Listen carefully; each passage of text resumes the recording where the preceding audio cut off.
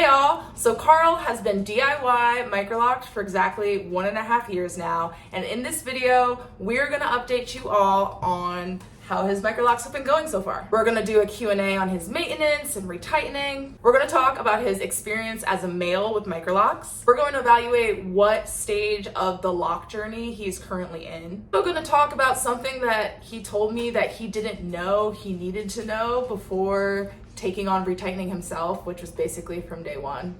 Now, regarding his hair texture, he has 4A, high density, medium to high porosity, with 50% shrinkage, and we installed 305 locks in January 2022. And I created this grid template as a result of locking his locks. So if you're interested in using that grid template, you can find that grid template on my website, queenielim.com. And this grid is good if you're looking for substantially less locks than I have, because I have 668, and the amount of sections in this template is much less the amount of sections in the template that I use to install my hair. So definitely consider using that if you're looking for more around 300 like Carl has. First, we're gonna start with a question that I get all the time. Is your hair heavy? No, it's not. I mean, it's not something I ever think about. I know, yeah. Yeah. I just get that a lot, so I thought I'd include it. How would you describe your journey with Microlocs thus far? I think that installing it was important when we did it because it was kind of like a weird time. But it was nice because then I came back to school in the spring and had a new hairstyle. Has your hair changed in any other way or ways since installation? The relationship I have with my hair has changed a lot. I've been more aware of where it is and what's going on with it in a different way. When I had the curls, I have to like wash and condition and put product in my hair, get it looking nice and try to take care of it so it doesn't get all ruined by split ends, and then at some point it's like, I don't care about split ends anymore. If anything, it's kind of cool that you get them, and that's sort of a benefit in this hairstyle. I'm definitely more aware of why I haven't really been as constant with it as I used to be, and I think it's just because it takes more time. So you're saying that your Microlocs are more work? I wouldn't say it's more work, but it's definitely more concentrated work, instead of doing an hour, 2 hours on a random day or weekend doing my hair, it's instead me knowing, okay, once a month I have to sit for like 6 to 8 hours and just have my hands on my head trying to retie my own hair and then do washes along the way. And would you say overall, over the course of the month, you spend more or less time doing your hair than when your hair was natural and loose? Definitely less time over the course of a month, yeah. So through a cost-benefit analysis, do you think that having locks is worth it? It's definitely worth it compared to having long curls. If you grow your hair out, having locks makes it a lot easier. So now, how would you describe your relationship with yourself, kind of using your locks as a lens?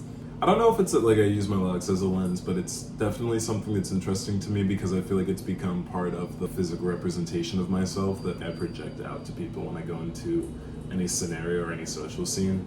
I know that people are going to have some reason to respond to the way that my hair is kept. Some reason, or that they're going to respond? Yeah, they're gonna. And sometimes, most of the time it's positive, and sometimes it's negative every once in a while. But for the most part, I think people look out and they either think, wow, that probably took a lot of time, or wow, that's really cool, I've never seen that before. And I think it's really like the curly cues at the end, I think that's what confuses people, because they're not used to seeing that in locks. Yeah, some people are like, does your hair grow like that? To me, at least, I can imagine they're like, what am I seeing? Yeah. Do you wish that you had started your locks differently? And if so, which method would you have chosen? The only thing I could think of is maybe doing less of them. Maybe. Really? I feel like, yeah. I mean, it's cool that I have so many because I think it makes my head look really full, but knowing that I could have done probably 50 to 100 less and I'd have less time on my hands that I would spend doing it, they'd be bigger and probably fill up in a different way, might be cool. But apart from that, I don't think I would change it. Okay, so earlier on, you mentioned that you had some negative experiences with your locks, but overall, they were mostly positive. Can you speak or maybe just briefly talk about any negative experiences you've had? I feel like any negative experiences are mostly like just my care of them, because sometimes it still can be like incredibly frustrating. I think retying when you don't see the back of your head can be really challenging. And then there was the one time I cut a lock off that was pretty stupid.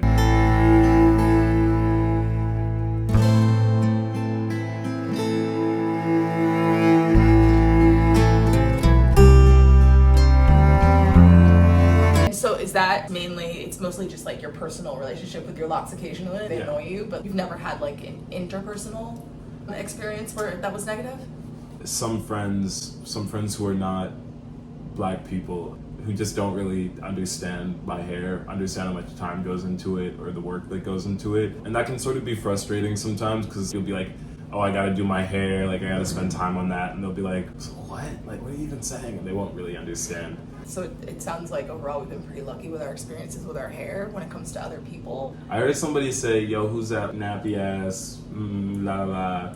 La la la la la la la la la la. And I was like really confused, and I turn around and it's a black dude. I mean, I'm in Portland, Maine at the time, so it's like I wasn't expecting it to be like a person of color walking up behind me. And then as he gets closer to me, he's like, oh damn, you got those nice curls. What the hell? And it was a black person too. Yeah. I was like, what's going on? I've also had, when it comes to trying to find jobs and stuff, people be like, you know what, your hair is an asset, man. I don't think anyone's gonna like look at your hair and think poorly of it. Yeah. Who said that? Just some people who are like alumni from my school, people who are from institutions I was applying for jobs at. How has it been having your hair just like this as a male? It's interesting because like every once in a while I'll see somebody else who has sort of similar hair. People who recognize the amount of time and effort goes in will like respond to it differently than people who don't. Like one of my roommates this past year, who's a white woman, was kind of talking about her stress and her experience doing her hair and pain and doing her hair. And I'm like, yeah, I understand some of that stuff too. And she's like, I don't think you really get it. And I was like, okay.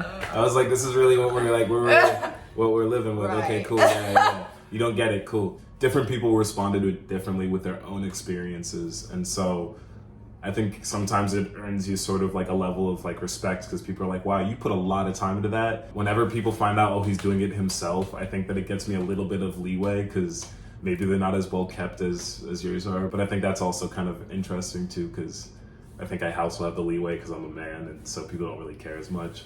Because a lot of times I just wear my hair in a ponytail or something anyway, so.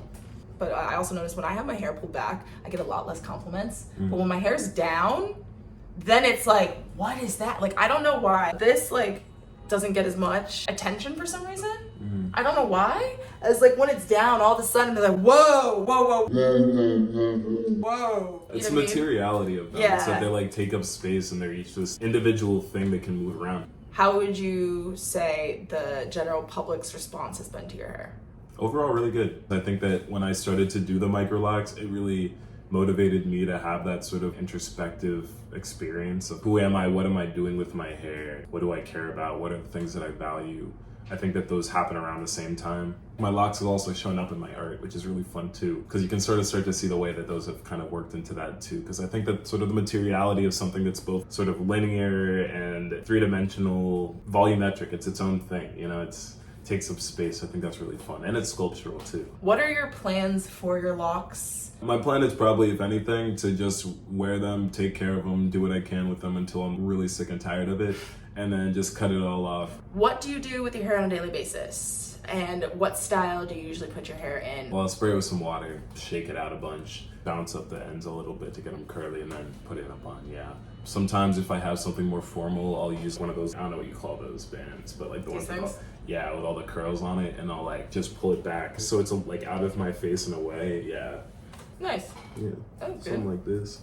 Do you use a silk pillowcase or just you bonnet your hair every night? I do both. So have you had any issues with lint, and how do you prevent lint or deal with lint? I don't think I've had any problems with lint, and I think that my locks have felt like they've been staying pretty good and like in the right condition.